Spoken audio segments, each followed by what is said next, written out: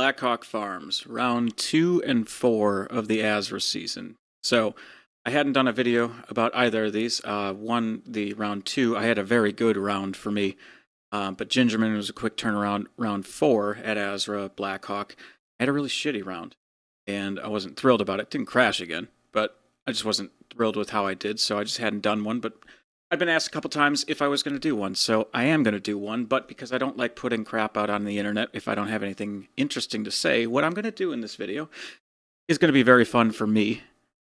May not be that fun for other people, but I'm going to take a deep dive into some lap data on Race Studio 3. So my recap of these weekends is going to be fairly short because I'm going to dedicate most of this into analyzing my laps, trying to figure out where I am slow at Blackhawk, where I'm adequate, and where I'm actually okay. So this was June 8th, 9th, something like that, GTL. I put it on pole, as you could see from this photo from H&E Services. It was wet, very wet. We didn't know that the skies were going to open up. It was maybe like 30 minutes before we made the decision to put on wets, and then the skies really opened up. This is the rainiest race I'd ever been in. Not a terribly exciting one to show, but I just want to show a little bit of it because I want to congratulate everybody that made it through this race alive on doing so. And my understanding was there was not a single incident. So here we go. The 436 on the inside is a ultralight bike. I think he's on either a 300 or 400. This guy is an absolute monster in the wet. And none of us have been on a wet track yet because it literally just started pouring like this. So I think a lot of us are expecting this one to actually be dry. It wasn't. Blackhawk Farms has a lot of grip, except on those sealer patches. So I'm just going to be really hesitant about getting anywhere where I know one of those big black patches is. So obviously I've been passed by the one guy that I know is a beast in the rain, and here goes the other guy that I know is an absolute beast in the rain. So I changed up my entry on here. I use the concrete. I don't want to be there near that sealer. It was interesting during this race how their puddles kept forming inside, and you'll see all of us get squirrely coming out of 4. I've never been sideways so many times in a race like I had this one. But as you go into this race, there's like a 12 to 18 inch strip of non-sealer that you can try to run it, and you can go on there and it's got grip, but they ended up filling up with puddles through the whole thing. So the track was like dynamically changing all the time. So I think I opened up with like a 148. I didn't care where I finished on this one. This is a character building exercise. I did get down to the 140s by the end. Basically, I just kept knocking 1 second off each time. And given the amount of talent that was in this race, and the fact that I just barely did manage to stay on the lead lap, I actually got out of this one feeling pretty good about myself. But, I mean, that was a tough race to run in. So this is how that one finished. The guy that got past me on the SV, the 518, is just a monster in the wet. He's running 135.3 or 636. I'd gotten down to a 140.506. I didn't really want to go faster. I could have pushed it harder in the areas that were non-sealer. I think I could actually knock another couple seconds off that, but if I'm looking at some of the talent in this that was within a second of where I ran, I don't feel that bad about that one. So that was where we started. So let's go to Sunday. We are now going to go to, I've got 3 races this Sunday. My brother's coming out to meet me and watch me, so I signed up for 3 races. This is ultra lightweight superbike. This one wasn't terribly important in that, or I shouldn't say terribly important. I didn't do anything very impressive, but for me, this was a huge win. So I've never been able to successfully pass the bike that is right in front of me. Now I'm getting past with a 510, 518. This is a big learning experience right here. I'm kind of lollygagging on this because I'm just trying to set these 2 up. They were like 2 laps in, and I let this happen. And that was, I can't lollygag like that. Right here, I've never actually been able to pass this bike and make the pass stick for more than 2 corners. So I saw an opportunity to take a really long route around this. I've been thinking about this one for a while. I've thought about it in several races before, but I committed to it in a way I've never really committed to it before. He probably could have pushed the issue and made it not happen, but this one was really cool for me. So once I do get around him, I really wanted to make it stick all the way to the end. I look like I'm way out there. But passing the carousel, that's a traditional SV650 passing spot on track days, because you don't get a whole lot of opportunities. And this is coming up to the checkered flag. I'm still in front of him. Lap 8's the last lap. We are coming up to the checkered flag. I've never finished in front of that bike when both of us have been upright. And I managed to eke it out by like less than a tenth. 0.051 seconds. So I was pretty pumped about that. Now my best lap coming into this was like a 120.57. I've stated my goal is to get on and get into the 118s this year. Obviously this was nowhere close to that. But this was a big moment for me in being able to make that pass. That's not an easy pass to make in a race situation. So I was pretty thrilled about that. I didn't have my camera on for lightweight superbike. This was a pretty not impressive race for me. Finished like what, 0.286 behind the 518 again. And then we got to my best race of the year. Not finish wise, but this is one where I proved a lot to myself about trying to dig deep. And I finished last in this race. Now, I put the whole race footage of this race up on my YouTube channel, non-narrated, so if you want to watch it, go ahead. That's where these subtitles are coming from, so I can't really get rid of them. Patented shitty start.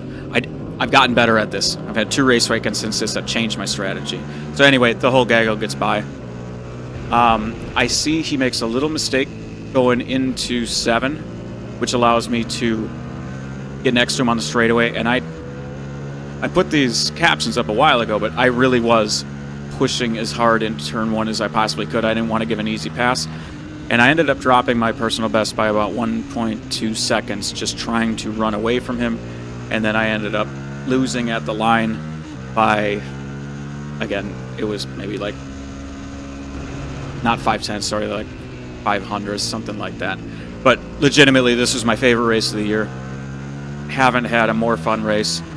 I pushed myself beyond places that I thought I was able to go on the bike, and then it got me really thinking, where am I slow? Because clearly I'm doing something fundamentally wrong, and there's a ton of room for improvement, but we're at the point where if I keep doing what I am doing, I'm probably not going to improve. So I did manage to get a 19.361, which is within shouting distance of where my goal is for this year.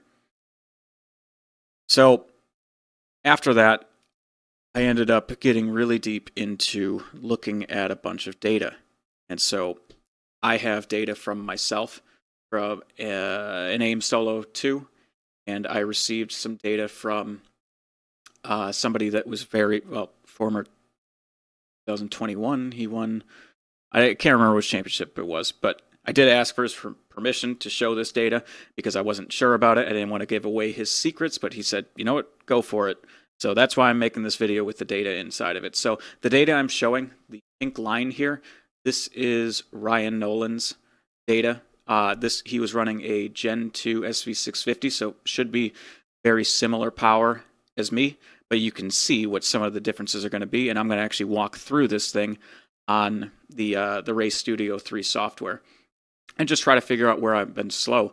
I had a pretty good idea where I was slow, and I had a pretty good idea that it was the carousel area was carousel all the way through whichever the last 3 is, because there's fucking 3 or 4 turn 3s on this track. But what I didn't know was just how slow I was on turn 6, specifically turn 6 silo right here. I didn't realize that I was losing about 1 second per lap right there. So I'm comparing 3 different laps here. So his line is the pink line, and that is 116.848. And this data was from the 2021 September race where he was going for the championship. He shared this data with me. And some of these lines are kind of defensive lines, so I always got to take that into consideration when I'm looking at it. And then I brought up 2 of mine. One, the blue line, is the line that I took on the July round, or one of the lines that I took on the July round after watching a bunch of his footage and seeing all of this data and trying to mimic it. And the green line is when I was running in front of that 518. It was kind of that last lap I had just shown you on the video.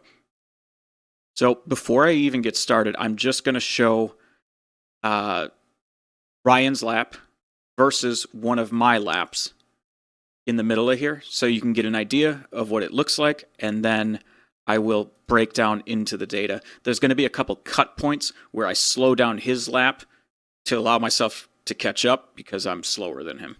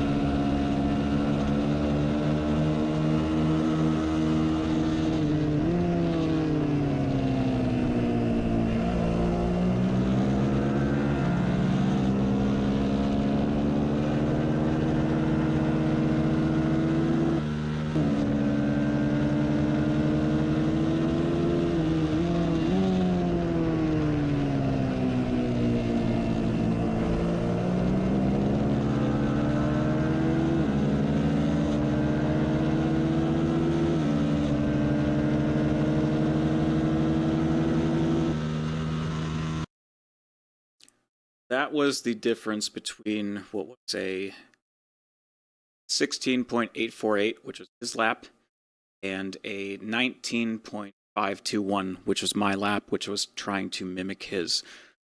So I always wonder, is my bike underpowered? Does it not handle right? The one, I don't know how to really tell how the handling of a bike feels.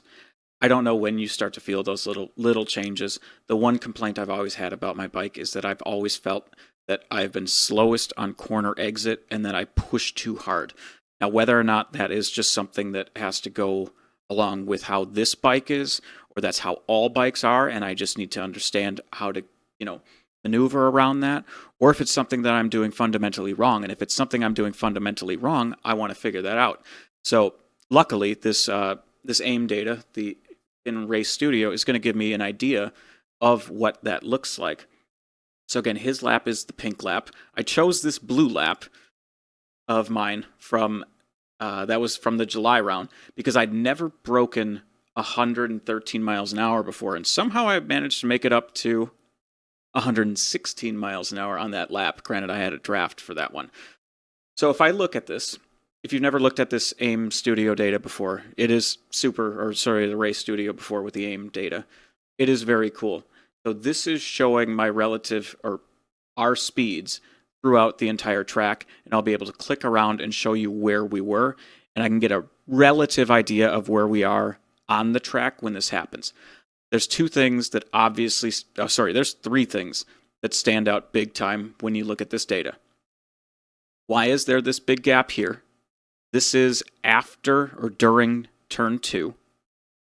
What is going on here? Why do you get off and then get back on? And why is there this big crest right here? This is at the second half of the carousel, turn 3. And then why are you so much slower? And this is the major one that this data has been very useful for me to pinpoint, though I have not figured out how to rectify the situation. This is my biggest time loss by far, and that happens right there, and the issue is happening right there, and because it leads into such a long straightaway, it just compounds itself. So there's about 2.6 seconds difference. About a half seconds here. Well over 1 second is from whatever happens turn 6. So let's take a look down turn 1. And if I just click, we can see, actually, we'll go back a little bit. Let's look at relative braking points. So if I click right there, on my lap when I tried to actually mimic after studying his video laps for, honestly, like a month, I've put the break point at about the same place. The green line is when I was playing hyper defensive, If I look at where I actually decelerated from that one, I knew I was pushing that brake marker way further back.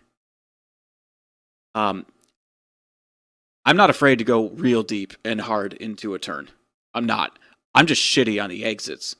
So you could see where that affects the green line. Again, the green line is when I was defending in the June race. The blue line is when I'm actually trying to mimic what a fast person's lap looks like. So roughly the same, though. I'm gonna say I'm not even upset about the turn one.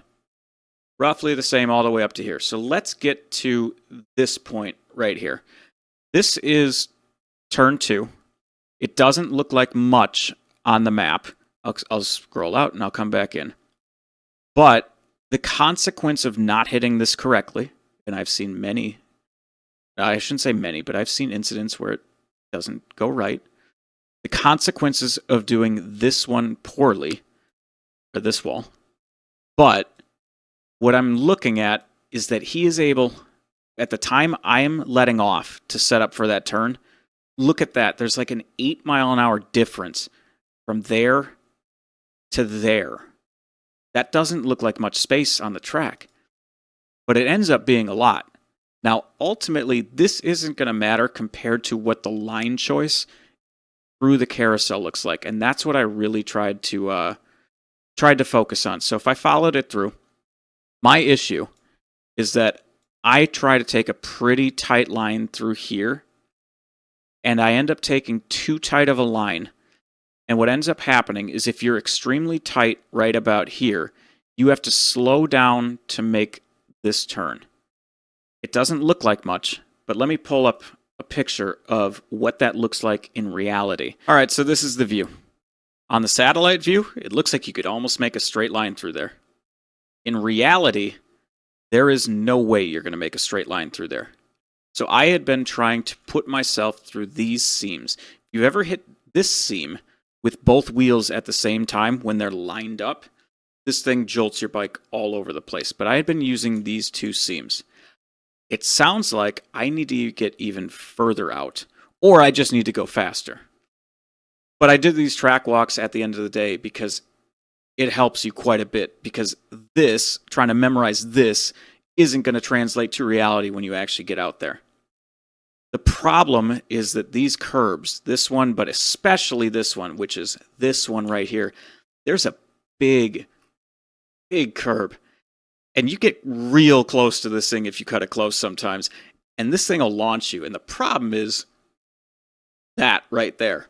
So I'm losing a bunch of time through the carousel, not because I'm not going fast through the other part of it, but because I'm compromising my line, because I'm taking a safer route. Now, you can do it, not safer route. What I'm thinking is a safer route. You can do it faster and safer by taking this more outside line to actually straighten up this part and then bring yourself over closer to the left so you can have a better entrance into 3D. Now, this is by far the slowest point of the track, and that would be right about here. So you can see I'm having to slow down a little bit more.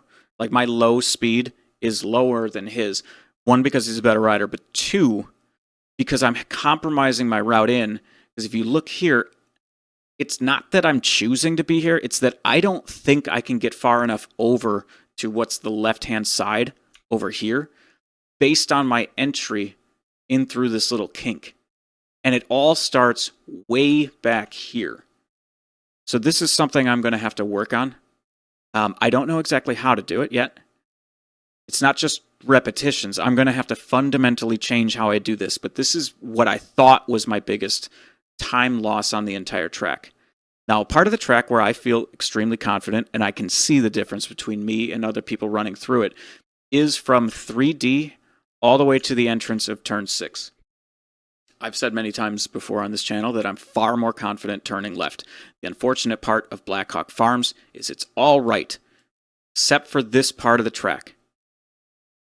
You'll see an interesting thing on mine and Ryan's data here is that I run this completely differently than him, and I'm going to be honest, I do not see many people running it like I do. I do it for a couple reasons. One, I actually think it gives me a better passing opportunity into turn 5 if somebody screws something up. 2, there is a little bump. Where is it? It's after... Where does... I'm looking for the curbing to end. You probably can't see it. It's right there.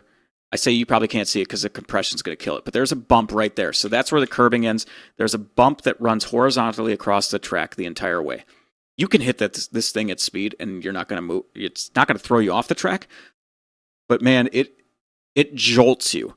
The closer to the inside you are, the better. The other thing it allows me to do is that I'm never slowing down. From the instant I get to right here, which is my slowest point of turn 4, I'm never slowing down. Where if we look at Ryan's lap right here, where he's running a tighter line inside, in order to hit that apex, he has to let off a little bit. Now there is a shift, and actually we're kind of right at the point, I think, where we're hitting. So that's his shift. My shift, you can see it. No, it's not there. I must have actually done well on this one because I actually can't see my shift point. My shift point should be around right here. My line is much further outside, so I'm taking a longer route. So the relative speed doesn't actually mean that much. But if we look right here to right here, 1.3 versus... Sorry, I'm looking at the amount of time lost right there. I actually made up time from there to there looking at my blue lap. So I'm comfortable with that. So I run that part a little bit differently. I'm not going to be able to adapt every part of my style to how somebody who's much faster than me runs. I'm going to keep this part unless I find out I'm, totally off. But data says this part, despite me running it differently, is not off. Now, this is the part of the track, turn 6 and 6A specifically, is actually where I'm losing all the time. This looks like the goofier part of this. This is actually the way more concerning part, and the part where when I'm in a race, I can actually see this is the biggest issue. So, getting further outside, and I started to try to adapt my line to get further outside based on the video footage I had seen of Ryan's laps. That's fine. I actually think I get through turn 6 okay. The big problem is right here. So you can see his line. Now, from the satellite data overlaid with this, the lines aren't exactly correct versus the terrain. You could see it better in other spots where he's clearly running over the grass, where if he did, he would have died. But my lines are much further in, and I'm turning in for this little turn right here, turn 6, which has a terrible looking curb inside of it, like one you really don't want to hit. His line is one constant acceleration. It's almost the same as when you get on what's the perfect straight line, which is the straightaway. I can't do that, or I have not yet been able to do that. So right about here, I'm trying to hit my upshift before the crossroad, and I'm dropping a ton of time right here. That little bit of hesitation just keeps compounding down the entire straightaway. So we'll see where my shift is. My shift is right... Oh, geez. Well, I start the shift about right here, and I finish it here. So I'll point that out better. So I start the shift here, which is probably too late. I actually can't even see his shift on the data because his shifts are so much faster. And I finish my shift. Wow. Okay. Wait. Sorry. That's the shift right there. Okay, never mind. Hold on, we're going back. All right, so my shift is right here. So I am getting the shift done when I want to. However, I've got a let off right here. And I'm positioning myself to make it through that turn. It's not fully letting off the throttle, but it's maintenance throttle to set my position to get through turn 6A, where his lap is just full on. He's out wider, so he's able to carry that speed. It's possible I just need to commit to hold that throttle down. It does not matter if you blow the turn. You have to learn how to go faster through this, because this is almost half the time of the lap I'm losing, basically, is on turn 6A all the way through 7. So then we get all the way through there. We come down to turn 7, take a look at it. My blue lap is the one where I was, trying to copy him. Green lap is one where I was playing defensive. I know I was just probably trying to overpush it on those just to make sure I couldn't get dive bombed into it. And then we're off to the races, headed towards start-finish line. There's not a huge difference in speed. I know that my bike is a little bit down on power compared to other people's. I shouldn't say other people's. It's just a Gen 1 versus Gen 2 difference. But if you look at this, it's not that much different. So I could talk about this literally all day. I've spent many tens and tens of hours trying to analyze this. Obviously, I'm not an expert. I literally can't even tell the difference if you make changes to my bike. There'll be lap time differences, but I don't know how to feel the differences yet. So that's a tough one to do. But that's the difference between a 19.3 and a 16.8 lap. So could I put any of that into practice? Well, not really. So for the July round, I did the Feral practice day. ASRA, in their infinite wisdom, decided to cancel their practice day for July 12th, right before it.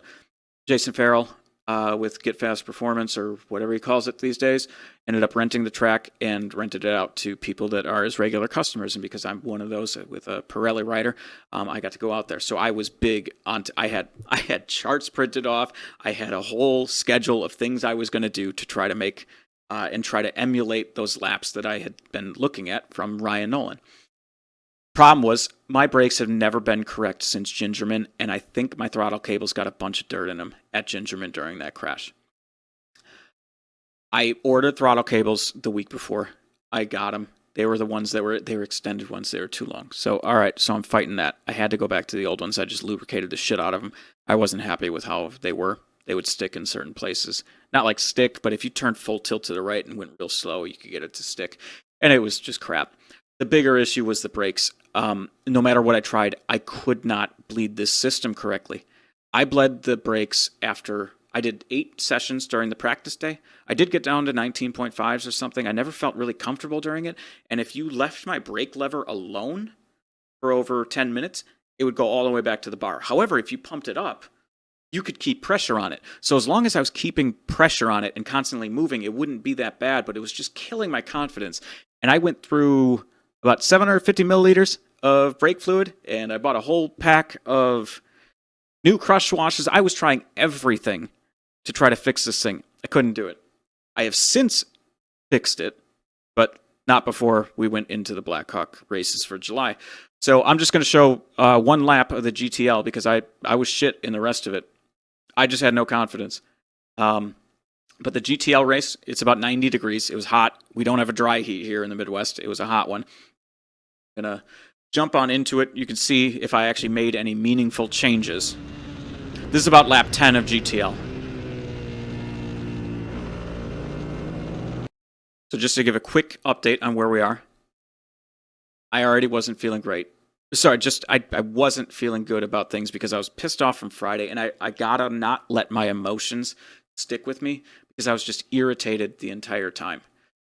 I have to be able to let that go. I know I was capable of riding this bike faster, and it took me until lap 2 to realize, hey, you're not the worst motorcycle rider that's ever, mounted a motorcycle before, but that's something I have through my head as soon as I see all those bikes fly by me in the beginning. So I gave about 4 seconds to the first 2 laps. And I was like, all right, no, stop. Just put this together.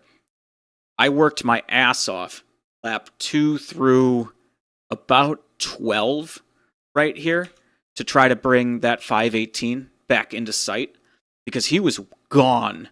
And then I just kept clawing. I'm going to guess 3/10, something like that. So I'm going to show you about I think it's about lap 11 or something like that.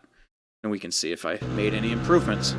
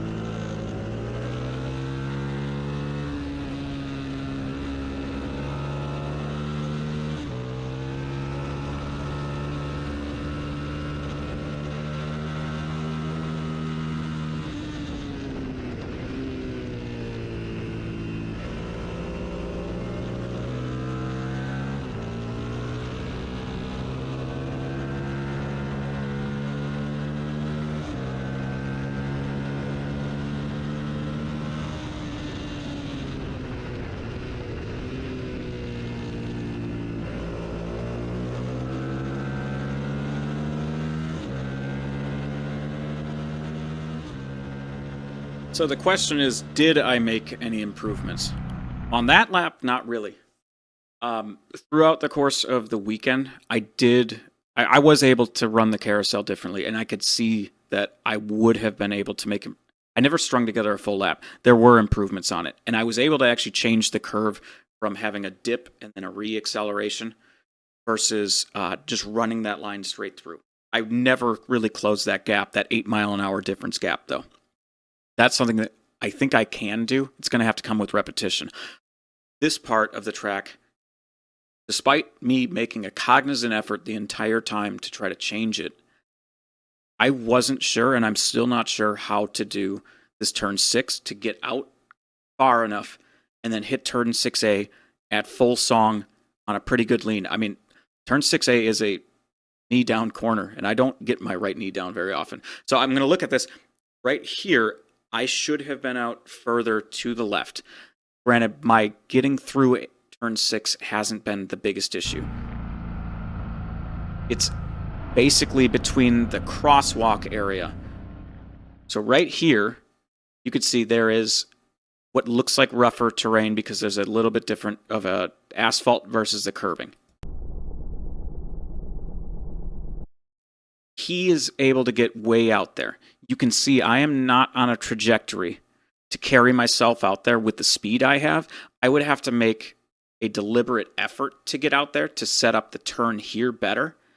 But that's only it's going to make me slow because I didn't let it carry me out there.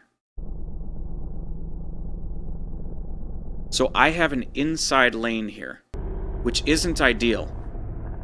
And then from here, I'm already good. I'm going to be going full. But it was that little bit of time by not going out far enough that I'm actually losing an entire second on that race. So that's how this one finished. I did manage to take home a third, which is pretty cool. 518 in front of me, just dropping 18.3s is kind of bullshit. He's got to slow that up. That's just too much. I want to get there, though.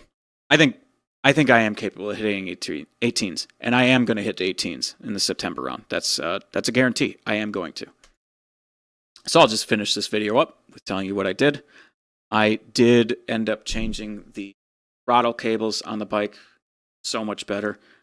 Just having that peace of mind that the throttle cables are going to be good is, that's going to make me more comfortable on the bike. So much of this thing is mental. And I rebuilt the calipers. I bled every single thing on this. I replaced every crush washer. And all of a sudden I have brake pressure again. And it doesn't just give up if you don't look at it for 2 seconds. So that's going to be great. And then the last thing I'm going to finish on is I received this package in the mail from my grandmother. And I had a big thing about talking about No Crash July to my family, since I don't really like recognizing that I am doing motorcycle racing to my family, because they're all very much against it, because they're all very scared that I'm going to die. And then all of a sudden, Jesus Christ, Matt's crashed a couple times, and I'm not going to tell my grandma about that. She doesn't need to hear about that. She just needs to hear that, I went out there and had fun. And then I received this package in the mail a couple weeks ago, and I started cracking up. Because my grandmother has some of the most beautiful cursive ever. I've never seen her not write in it. So I get this package, and it says, "To Matt, just because," from Grandma Rosie. It says, "Something you can't crash. Can't crash," in all caps. She sent me this little toy motorcycle. So she's got my back. She knows this is way more fun to try to do this and, live your life than to wish you tried to do this and never lived your life. So anyway. That's what I know. I know this was a very long video, and I know it doesn't appeal to 98% of people. But I could have talked about that data for 4 hours, and I still probably wouldn't understand all of it. But the only thing it is leading me to, understanding that I am getting to 118s September round, and it better not rain. So if you watch this far, thanks for watching.